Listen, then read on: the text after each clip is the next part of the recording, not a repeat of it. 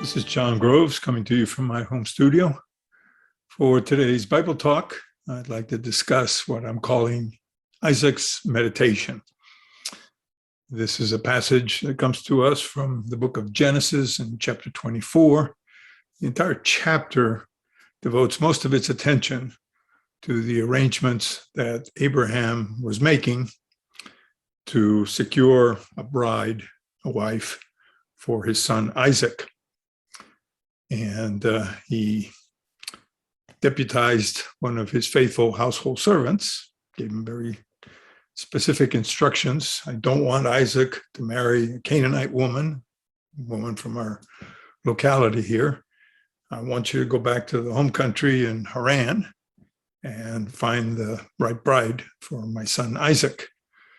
So pretty tall order, but the servant takes a caravan with him with gifts and makes his way to Haran. He prays for guidance as to how he should go about selecting the right person for Isaac to marry.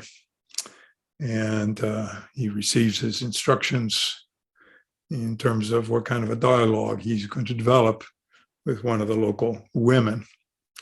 Eventually, he meets up with Rebecca, and Rebecca invites him and his household, his caravansary, the people who were with him, to join him for dinner and some fellowship. And it's there that the servant announces his basic mission.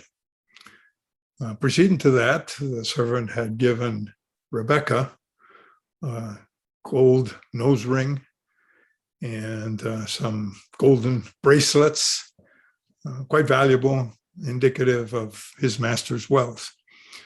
At the family gathering, the servant let it be known that Abraham was interested in securing a wife for his only son, Isaac, his legitimate heir, that he was well-to-do. He had prospered after leaving Haran. And so the question was put to the family, and the family asked Rebecca what she thought of the situation. And I guess being an adventurous girl, she decided, I'm up for the proposal and I'll go through with it. So the family gave her their blessing and sent her off with a nursemaid to make the journey back to Canaan. The narrative then veers off to tell us that Isaac is living in Beer-lahai-roi. This is referred to as the Well of Vision. This is south part of Canaan and the Negev desert. And the narrator goes on to say that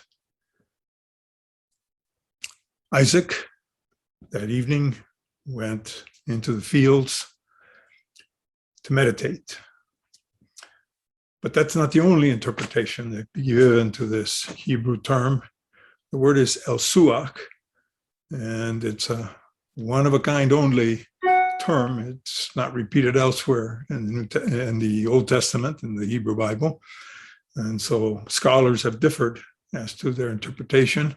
I consulted 54 different English translations and discovered that 28 of them use the word to meditate as a cognate for the translation of el-suach, a derivative of the word suach, which relates to our main thought here. But others think that perhaps it was a misspelled word and more appropriately translated to walk in the field. One translation goes as far as to say that Isaac went out to inspect his field that evening. Others that he went to think, went to pray, was deep in thought.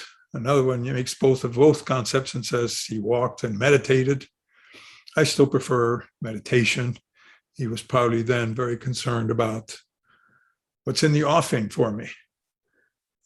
How will this mission that my father's servant, how is that going to turn out for me?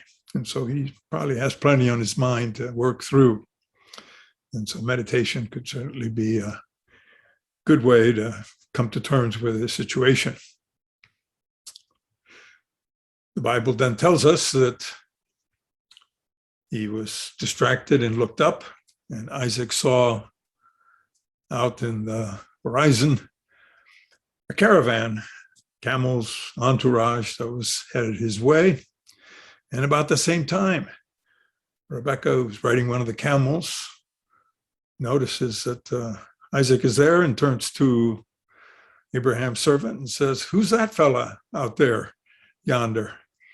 And the servant recognizes Isaac and says, "Well, that's my master." And so they have a happy reunion. And I'd like now just to take a moment and share with you a sketch, a color sketch by a Dutch artist from the 17th century. This is a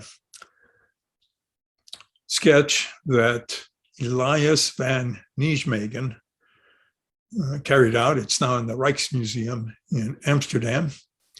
And you can see how with a few brush strokes, we see the figure of Isaac wearing the red robe and Rebecca in blue and yellow. And behind them are Abraham's servant and the nursemaid who's been acting, if you will, as a chaperone for Rebecca. And off in the background on the left, we see faintly some camels and the rest of the entourage coming back from their journey. So it's clearly a very happy reunion, and we will defer to next week how we will interpret this meeting and the metaphysical associations that have developed in connection with this story. Until then, this is John Groves signing off.